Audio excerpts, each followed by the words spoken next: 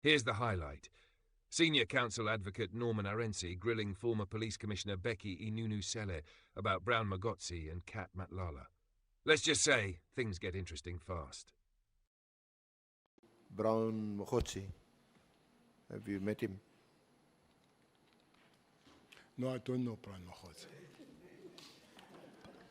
Not even as a comrade? No, I've just known him of late because he's quite big on media. I think he's the biggest person on media at the present moment. You never met him in person? No. I haven't met Brown Mogotsi. He's not on your WhatsApp?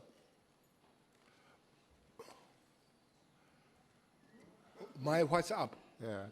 No. Brown Mogotsi is not there. I've seen him and talking how he. When I had the name Mogotsi, that he is close to the minister, the spokesperson for the minister is Mogotsi, but is a lady. So I have always the spokesperson for the minister Nkulu is Mogotsi. Yes. So, but just one moment. Honorable Malema. Minister, do you have a WhatsApp? yes, I do. Okay, thanks. I do have a WhatsApp that I read and never write on it.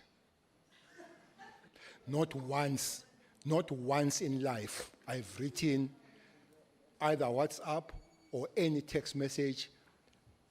With all my years with my wife, she has never received a text message from me. Not once. She said I must not say that.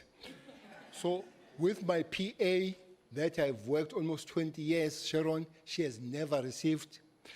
With Mkwanazi, whom I have a lot of written messages from him, he has never received one from me. By the way, including because I saw the war between Mkwanazi and Sibia about the question of AKA that Mkwanazi did not want to report to me.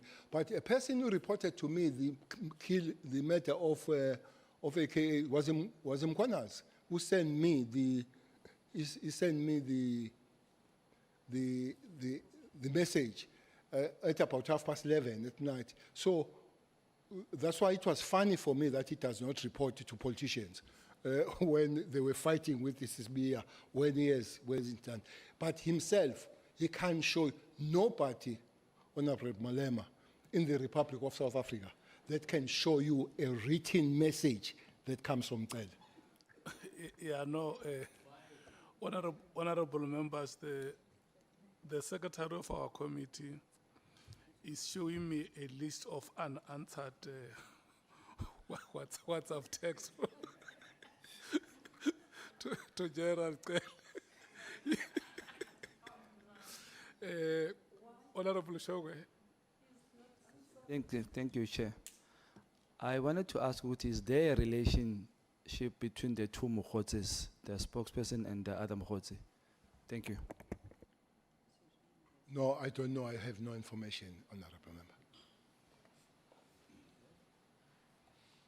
May I proceed, Chair?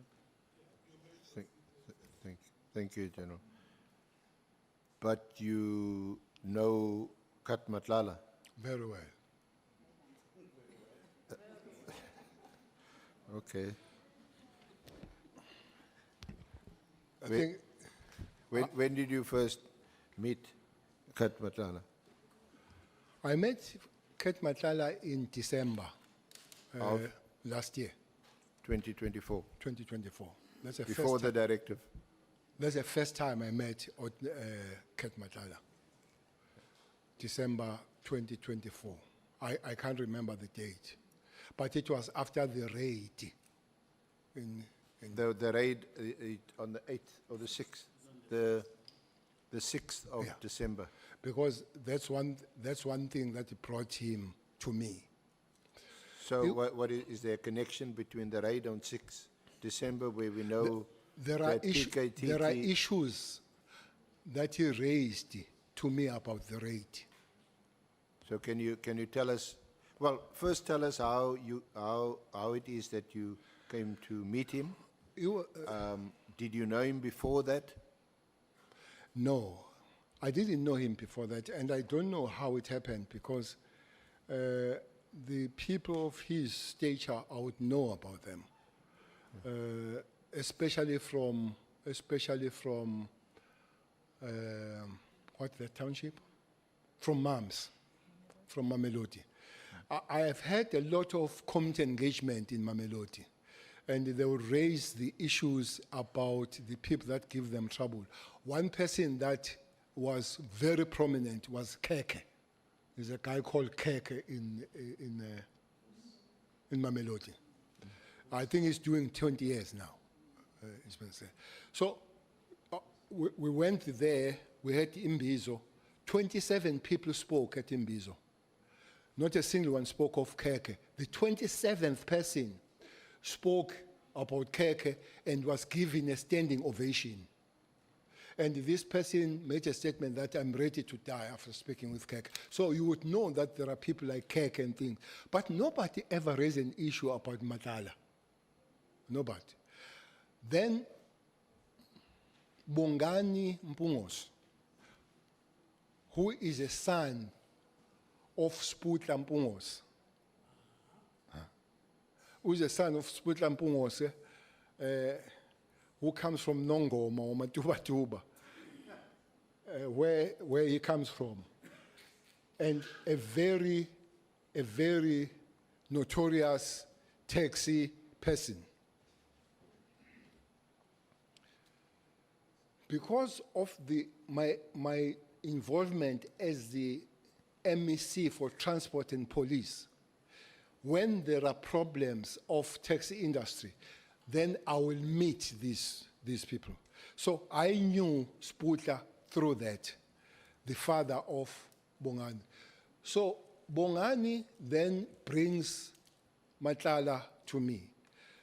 So I think a week or 2 weeks I've read earlier to say there is this Tembisa person who has received this 360, is it 360 or 260 amount of contract from the South African police.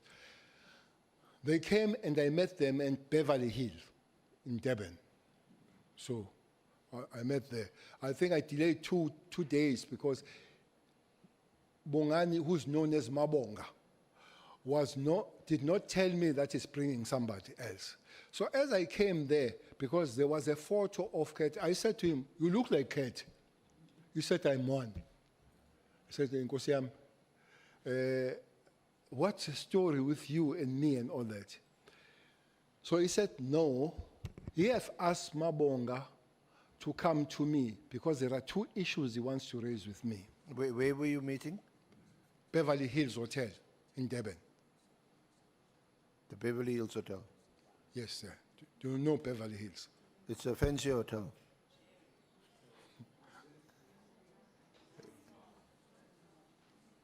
Yeah, it's a very high, it's a high-end hotel.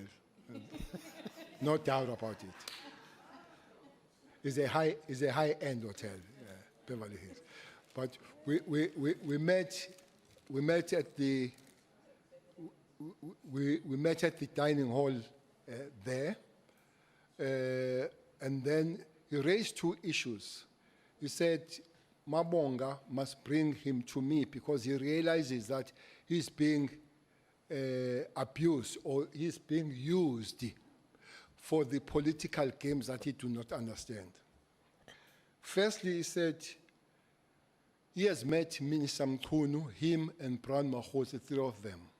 And they spoke about him because he's got money through the tender, him to fund his project of becoming either a president or deputy president. He didn't know. Myself, I didn't know which project was it. So that's that. But so just to be clear, so he's telling you that he met with Mogotsi and with Minister the minister, Mkhunu, yes. and it was about the funding of the for- project of of the becoming project. a president or deputy president. Okay. This is Cat telling me why he wanted to meet me. But what puzzled him there, for him to want to meet me, he was told by the minister that we'll work together so long we don't come close to Cele and Zuma. I don't know why it mixes me with Zuma. But it looks like that's what he said, that don't come close to Cele and Zuma, so we'll work well with. So that's why he says he realized that there is a game, some political games, hence wanted to see me. Did he give any details of when they met? He met with Mogotsi and with Minister Mtunu. No, and I did not want details myself. But he didn't. The second one was about then the raid. The raid that happened, I didn't know about the raid. As I'm saying that maybe this latter part of some members of PKTT joining Gauteng, I didn't know until Cat says to me, he wants to speak to me because he was raided. He says the people that raided him woke him up as he was sleeping and bambulingo bobathi vuka. Then I realized that that was a special task force. Immediately, when they come to your bathroom and they wake you up, that could be only nobody but a special task force, those capabilities. So I realized that was this. So I asked, what has happened? No, they've raided him on matters, I think on matters of accusation of drugs and all that kind of thing. So me, where do I come in? No, he says, he comes to me because he realizes that he has been abused. After that, he says he has been approached by Sibia, General Sibia, to write an affidavit against Khumalo, so that Khumalo can be arrested. So this Cat tells me. Which Khumalo? You The know Khumalo- quite a few Khumalos. No, this one, the Not head, Dr. Khumalo. the head of the CI. The head of the CI, the leader of the PKTT. Yeah. He says, why? He said, no, I've come to you because of that. But what made me really come to you is that there is a case that is coming next week where I've taken Khumalo and his team to court for unlawful raid. So the reason is that I must take Khumalo to court so that he can lose the case and the Sibia finds the way to discipline him. That is Cat telling me the story. He goes on to say he was told or stroke the affidavit of taking Khumalo was written by Sibia to say they've stolen his Rolex and the nobutwebe, what ubutwebe? Jewelry for the wife. So they must write it so that it's not just the raid, but it's also the theft. So that's why he comes to me. He says he doesn't want to take police to court because he has just got the tender. So it doesn't want to harm his relationship with police. So Mamonga told him that I know Khumalo, so I can talk to Khumalo that they resolve the matter out of court. And indeed, I did speak to Khumalo about this thing. And I guess the lawyers did talk, and the matter didn't go to court. But also what was I suggested to him that maybe it would be good if he meets Khumalo and briefs Khumalo per se. I don't know if they did meet with Khumalo. But in the case, I know that did not go to court. So that's how I know Cat, and I wish I could not have met him, but now I have met him. When did you speak to Lieutenant General Khumalo? Or was it after the meeting? It had to be.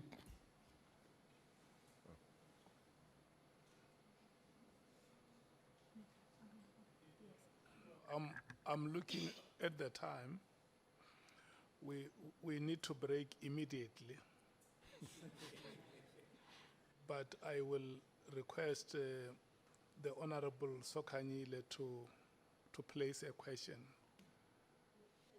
Thank you very much, Chairperson. No, I thought the former minister hasn't finished. If Matlala and so come to him to say that there is this for Khumalo, wrong affidavit, and Matlala has recently got the tender, then if they are saying that they've come to you to assist, they said to you, what are they going to give you? What was at stake for you, for them to assist? They didn't say anything. No, they didn't say anything by giving me the stake, and I didn't want any stake. The issue was, again, not most by Matlala.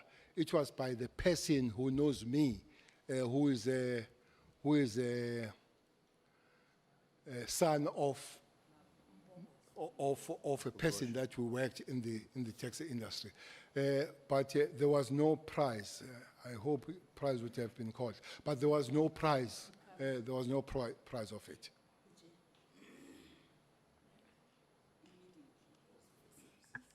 Honorable Malem. So, General, we understand you to be saying a son of a person you have known convened a meeting and did not warn you that he's coming with someone else. And you walked into a meeting and then you found him with Matlala, a face that looked familiar. And you immediately said to this face, "Are you not Cat?" And he was quick to agree that he's Cat. And they came to you that we thought you can help us with the following issues because we think you've got relationship with Khumalo. One issue is that I'm being abused or used because I got a tender of 360 million to finance a campaign of Minister Mkhunu to become either president or a deputy president. I had a meeting with them, Mogotsi and Mkhunu, and they can only work with me if I don't bring Cele and Zuma into the picture. And then secondly, I was raided illegally. My watch was stolen and the jewelry of my wife. And Sibia wrote an affidavit for me to sign so that if Khumalo is found guilty in court, he can be disciplined internally. And then that's the way they'll find the quickest way to get rid of Khumalo into the police. And then he realizes then that I'm being used to fight internal police battles. Yes. And as they articulate that, nothing has been offered in exchange for you to intervene or help them. They don't say, as a result of this intervention you're going to make, you'll get this or that. They just came to you as a well-known politician, an elder to this Mpongo's son, and they thought perhaps they can get counseling, advice, and some intervention from you. Am I correct? I believe so. Thank you. Yeah. With the one, the affidavit, you say Sibia gave to Cat to sign. I don't know whether was giving words to Cat, but the affidavit was influenced by Sibia when it was developed. It could have been written by Cat, but being instructed. Even that affidavit, I'm told, it was not even because this was happening in Waterkloof.